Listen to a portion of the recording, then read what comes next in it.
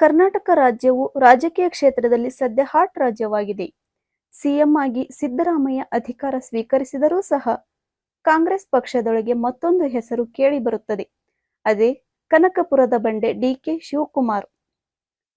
ಕಾಂಗ್ರೆಸ್ ಪಕ್ಷದಲ್ಲಿ ಸಿಎಂ ಹುದ್ದೆಗಾಗಿ ಆಂತರಿಕ ಪೈಪೋಟಿ ನಡೆಯುತ್ತಿದೆ ಎಂಬ ಮಾತುಗಳು ಈಗ ಗಂಭೀರವಾಗಿವೆ. ಈ ಪೈಪೋಟಿಯ ಹಿಂದೆ ಏನಿದೆ, ಯಾರು ಮುಂದೆ ಎಂಬುದನ್ನು ಈ ವಿಡಿಯೋ ನೋಡಿ ಸಂಪೂರ್ಣ ಮಾಹಿತಿ ಪಡೆಯಿರಿ.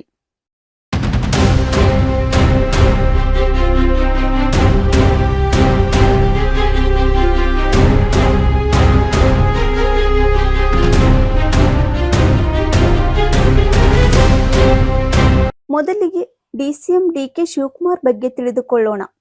ಕಾಂಗ್ರೆಸ್ನ ಬಲಿಷ್ಠ ನಾಯಕ, ಬೆಂಗಳೂರು ಗ್ರಾಮಾಂತರ ಕ್ಷೇತ್ರದ ಶಾಸಕ ಹಾಗೂ ಒಕ್ಕಲಿಗ ಸಮುದಾಯದ ಬಲವಾದ ಮುಖಂಡ.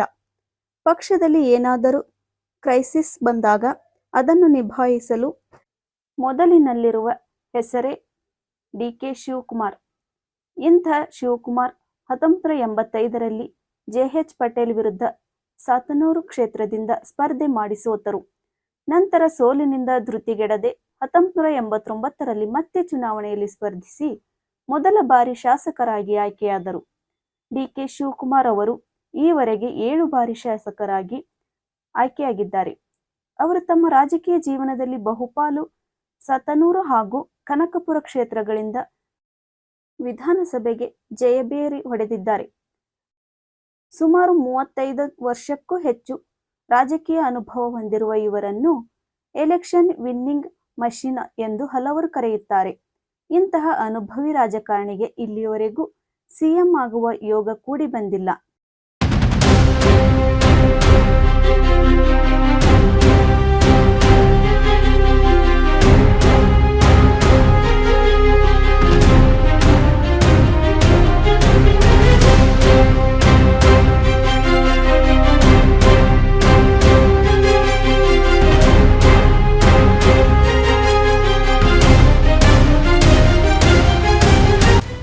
ಹಂಬಲ ಬಹಿರಂಗ. ಇನ್ನು 2023 ಚುನಾವಣೆ ಮುನ್ನವೇ ಡಿಕೆಶಿ ಸ್ಪಷ್ಟವಾಗಿ ಹೇಳಿದ್ದಾರೆ, ನಾನು ಸಿಎಂ ಆಗಲು ತಯಾರಿದ್ದೇನೆ. ಜನ ಆಶೀರ್ವಾದ ಮಾಡಿದರೆ ಹಿಂಜರಿಯುವುದಿಲ್ಲ. ಪಕ್ಷದ ನಾಯಕರಿಗೆ ಬಹುಮತ ತರಲು ಅವರು ಜವಾಬ್ದಾರಿ ಹೊತ್ತಿದ್ದರು. ಪಣ ತೊಟ್ಟು ಹೋರಾಟ ಮಾಡಿದರು. ಆದರೆ ಫಲಿತಾಂಶ ಬಂದು ಬಿಟ್ಟ ಮೇಲೆ ಹೈಕಮಾಂಡ್ ಸಿದ್ದರಾಮಯ್ಯನವರಿಗೆ ಮೊದಲ ಆದ್ಯತೆ ನೀಡಿತು.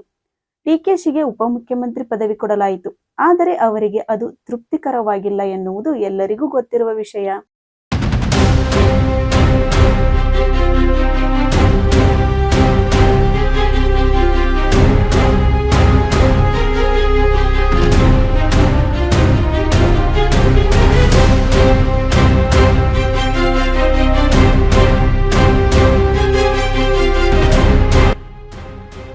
ಸಿದ್ದರಾಮಯ್ಯ ವಿರುದ್ಧ ಪೈಪೋಟಿ. ಸಿಎಂ ಸಿದ್ದರಾಮಯ್ಯ ಪಕ್ಷದ ಹಿರಿಯ ನಾಯಕ, ಜನಪ್ರಿಯ ಮುಖಂಡ, ಮಾಜಿ ಮುಖ್ಯಮಂತ್ರಿ. ಅವರ ಅನುಭವ ಹಾಗೂ ಜನಪರ ನಿರ್ವಹಣೆಯು ಹೈಕಮಾಂಡ್ಗೆ ಗೌರವಾರ್ಹ. ಆದರೆ ಡಿಕೆಶಿಯ ಕ್ರಿಯಾಶೀಲ ಕಾರ್ಯಪದ್ಧತಿ, ಪ್ರಭಾವ ಮತ್ತು ಸಂಘಟನಾ ಶಕ್ತಿ ಇವು ಪಕ್ಷದಲ್ಲಿ ಹೊಸ ರೀತಿಯ ದಕ್ಷತೆಯನ್ನು ತೋರಿಸುತ್ತವೆ.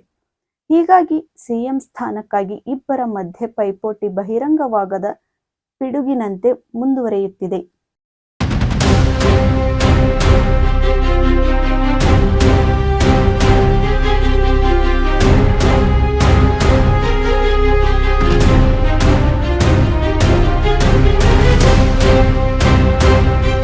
ಪೈಪೋಟಿಯ ಒಳ ಹೋರಾಟದ ಆಟ.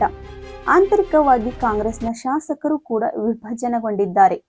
ಒಂದು ಬಗೆಯಲ್ಲಿ ಸಿದ್ದರಾಮಯ್ಯ ಪಕ್ಷ, ಇನ್ನೊಂದು ಕಡೆ ಡಿಕೆಶಿ ಪಕ್ಷ.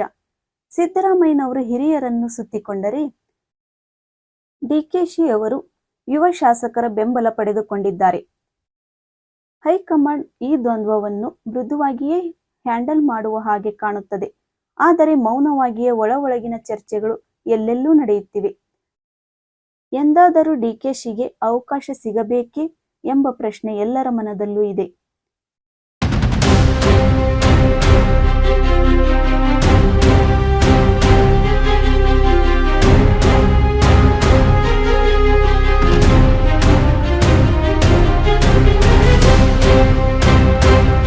ಡಿಕೆಶಿಯ ಮುಂದಿನ ತಂತ್ರಗಳು. ಡಿಕೆಶಿ ಸಿಎಂ ಹುದ್ದೆಗೆ ಪೈಪೋಟಿಗೆ ನಿಂತಿರುವುದನ್ನು ಬಹಿರಂಗವಾಗಿ ಒಪ್ಪಿಕೊಳ್ಳುವುದಿಲ್ಲ. ಆದರೆ ಅವರು ಕೈಗೊಂಡಿರುವ ತಂತ್ರಗಳು, ವಿವಿಧ ಜಿಲ್ಲೆಗಳಲ್ಲಿ ಆಯೋಜಿಸುವ ಕಾರ್ಯಕ್ರಮಗಳು ಹಾಗೂ ಜನತೆಯ ಸನಿಹಕ್ಕೆ ಹೋಗುವುದು, ಮೌನದೊಳಗಿನ ಶಕ್ತಿ ಪ್ರದರ್ಶನ ಇವೆಲ್ಲವೂ ಅವರ ಗುರಿಯತ್ತ ಇಂಗಿತವನ್ನು ನೀಡುತ್ತದೆ. ಮಾಜಿ ಪ್ರಧಾನಿ ದೇವೇಗೌಡರ ರೀತಿಯ ನೀತಿಗಿಂತ ಡಿಕೆಶಿಯು ಗಟ್ಟಿಯಾದ ರಾಜಕೀಯ ಪ್ರಚಾರದಲ್ಲಿ ಭರಾಟೆ ವ್ಯಕ್ತಿ ಆಗಿದ್ದಾರೆ.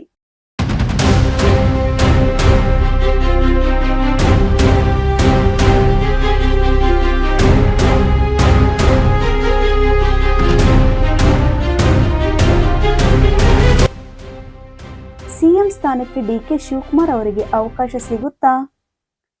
2023ರ ಚುನಾವಣಾ ಬಳಿಕ ಕೆಲವರು ಹೇಳಿದರು, ಸಿದ್ದರಾಮಯ್ಯ 2 ವರ್ಷ ಸಿಎಂ ನಂತರ ಡಿಕೆಶಿಗೆ ಅವಕಾಶ ಎಂಬ ಒಳ ಒಪ್ಪಂದವಿದೆ ಎಂದು.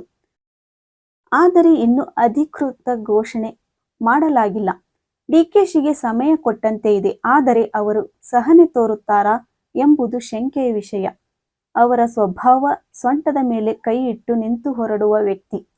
ಹೀಗಾಗಿ ಪಕ್ಷದೊಳಗಿನ ಪೈಪೋಟಿ ಶಾಂತವಾಗಿ ಮುಗಿಯುತ್ತದೆಯಾ ಎಂಬುದೇ ಈಗಿನ ದೊಡ್ಡ ಪ್ರಶ್ನೆಯಾಗಿದೆ.